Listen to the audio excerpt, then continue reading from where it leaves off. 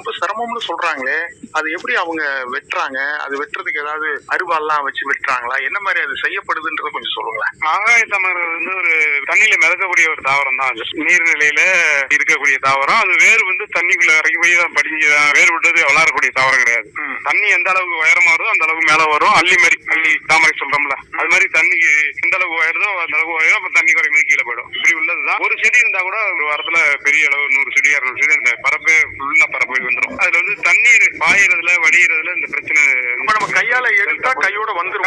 மேல தூங்கினா கையோட வந்துடும். அந்த அளவுக்கு உள்ளதுதான். அதை யாரெல்லாம் வச்சு வெட்டணும்னு அவசியம் இல்ல, வெட்ட வேண்டிய அவசியம் இல்ல. இது வந்து 1-2 இருக்கும்போதே எடுத்து போட்டாங்கன்னா இவ்வளவு பெரிய அளவுல பரவும் பரவாது. மக்கள்கிட்ட அதை குறித்த விழிப்புணர்வு கொஞ்சம் குறைவாக தான் இருந்துச்சு. இப்ப நாங்க போய் சுத்தப்படுத்தி காமிச்சிருக்கோம். அந்த இடத்த அப்படியே கடல் மாதிரி இருக்குங்கன்னு அவங்களே சொல்றாங்க. தண்ணியை நாங்க பார்க்கவே இல்லை இது வரைக்கும். நீங்க சொன்ன மாதிரி எல்லா ஆறுகள்லயுமே இந்த ஆகாய தாமரை படர்ந்து இருக்கு. இப்ப திருச்சி மாவட்டத்தை பொறுத்த வரைக்கும் பாத்தீங்கன்னா உய்யகொண்டான் ஆறு இந்த பக்கம் பாஞ்சிட்டு இருக்குங்க. அதுல பாத்தீங்கன்னா முழுக்க ஆகாய தாமரை தான் இருக்கு. அது வந்து ஒரு உலகளாவிய பிரச்சனையா மாறிட்டு இருக்கு. ஆகாய தாமரை எங்க இருந்து வந்துச்சு அப்படின்னு சும்மா அப்படி பாத்தீங்க அப்படின்னா அது தென் அமெரிக்கால அமேசான் காட்டுல இருந்த ஒரு தாவரம் அப்படின்னு சொல்றாங்க.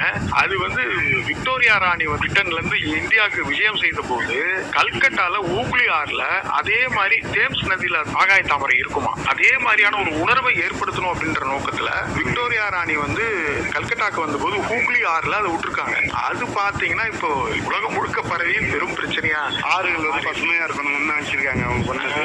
அது வேற ஒரு அழகா ஒரு ஊதா கலர் பூ வேற வர்றதுனால நீங்க சொன்ன மாதிரி உய்யகொண்டான்ல இருக்கிற மாதிரி இன்னைக்கு டெல்டா மாவட்டத்தில் உள்ள எல்லா ஆறுகளையும் வந்துட்டு திருவாரூர்ல ஓடம்பக்கில இருக்கு, கொரடாச்சேரியில பாண்டவி ஆறுல ஆகாய தாமரை இருக்கு, மாமணி ஆறுல படம் இருக்கு. விவசாயிகளுக்கு வந்து உணர மாட்டேங்கிறாங்க. அவங்களுக்கு வந்து சிரமம் எப்ப பருவமழை தொடங்குது இல்ல, அந்த நேரத்துல வந்து இவங்க என்ன பண்றாங்க, ஒரே திரண்டு வந்து அருவாலை வச்சு இப்படி கொஞ்சம் விலக்கி விடுறாங்க. இந்த பக்கம் இந்த பக்கம் தரையும் இந்த தரையும் விலக்கி விட்டு வச்சு விடுறாங்க. ஆத்துக்குள்ளேயே ஒரு சின்ன கால்வாய் மாதிரி. அதுல தண்ணி ஓடிட்டு அவங்க சந்தோஷம் வந்து தண்ணி வடிஞ்சிச்சுன்னு போயிடுறாங்க. ஆனா இது ஒரு நிரந்தர தீர்வா இருக்கணுங்கிறதுக்காக தான் இதை நாங்க எடுத்து செய்யறோம். வலிமையின் ஓர் புதிய அத்தியாயம்.